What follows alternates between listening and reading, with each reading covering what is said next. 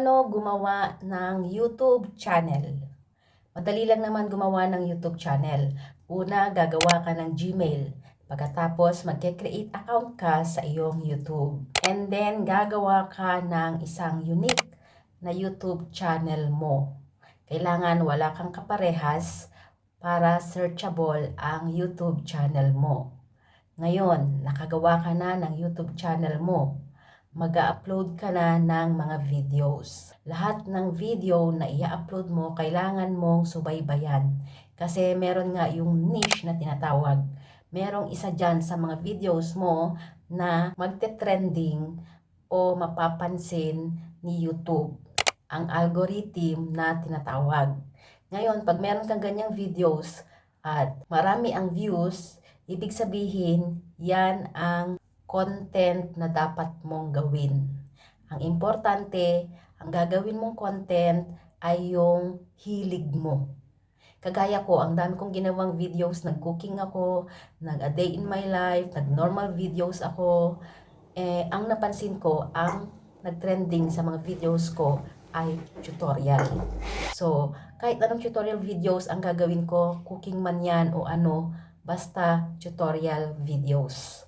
So, dapat ganun din ang gawin nyo pag gumawa kayo ng YouTube channel. Basta maging consistent lang kayo sa pag-upload ng videos kasi baguhan pa lang tayo. Kailangan makilala ni YouTube ang ating channel. At least 2 times a week kung kaya nyo o 1 time a week ang pag-upload ng inyong videos. Una, punta muna tayo sa ating Google kasi gagawa tayo ng Gmail account. Google account at Gmail account ay iisa lang yan. Dito sa taas may makikita kayo na parang picture ng tao. Pindutin nyo lang yan. Kung meron na kayong ibang Gmail account at gusto nyong mag-add ng another account, scroll down nyo lang yan at makikita nyo yung add another account. Pindutin nyo lang yung add another account at dadalhin niya tayo sa sign in. Dito sa sign in ay scroll down mo lang yan at makikita mo yung create account.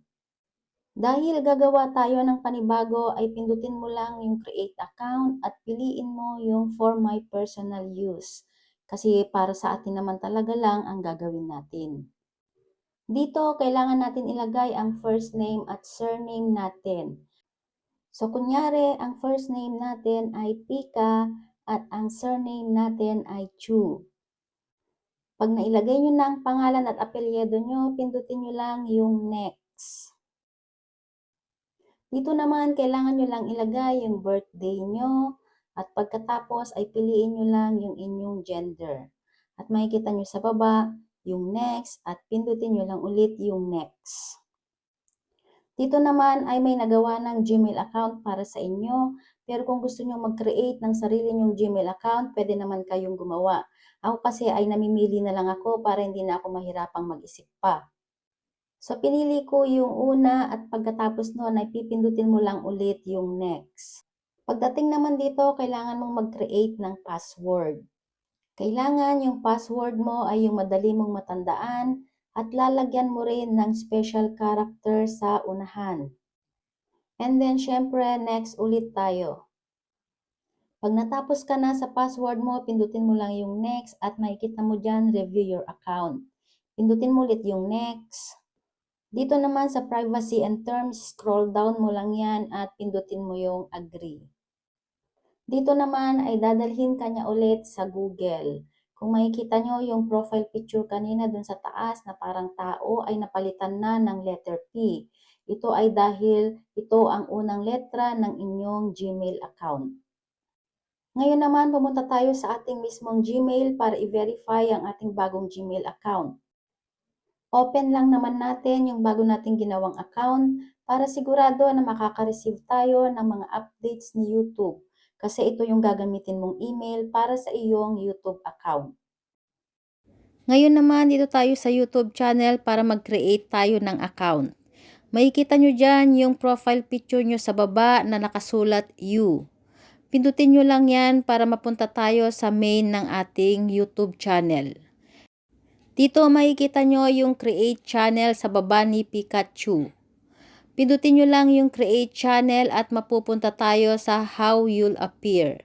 Pwede nyong lagyan ng picture nyo yan kung gusto nyo, tapos nakasulat dyan yung name at yung handle. Kung ayaw nyo namang palitan at gusto nyong gamitin ang tunay nyong pangalan ay okay lang naman.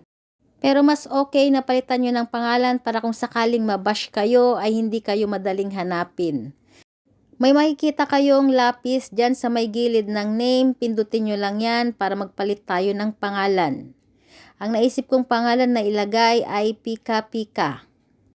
Ngayon na napalitan na ang YouTube channel natin, makikita mo yung save sa taas, pindutin mo lang yung save at pagkatapos ay lalabas na dyan yung handle mo. Yan na ang magiging handle mo sa iyong YouTube channel. Pag okay na lahat, dyan sa baba, may makikita kang create channel.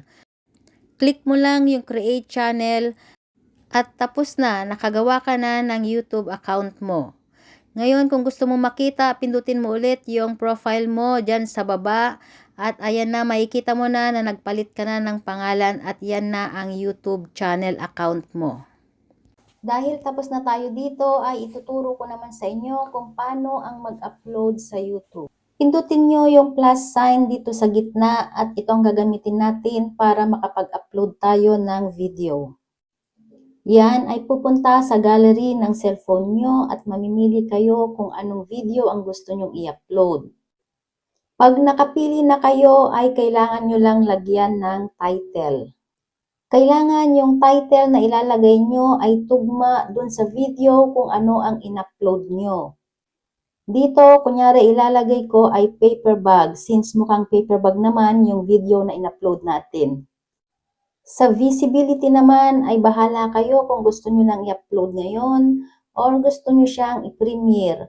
Pag gusto nyo siyang i-premiere ay pwede nyo siyang i-schedule kung kailan at anong araw at anong oras. Isa rin sa pinakamahalaga ay ang description. Kung ano ang nasa title nyo, kailangan yun din ang nasa description nyo. Kasi importante din yan dahil yan ang kumakatawan kung anong klase ng video ang in-upload nyo. Dahil short video lang tayo, ilagay natin ang short at dahil gamit ang in-upload natin, piliin natin ang hashtag things.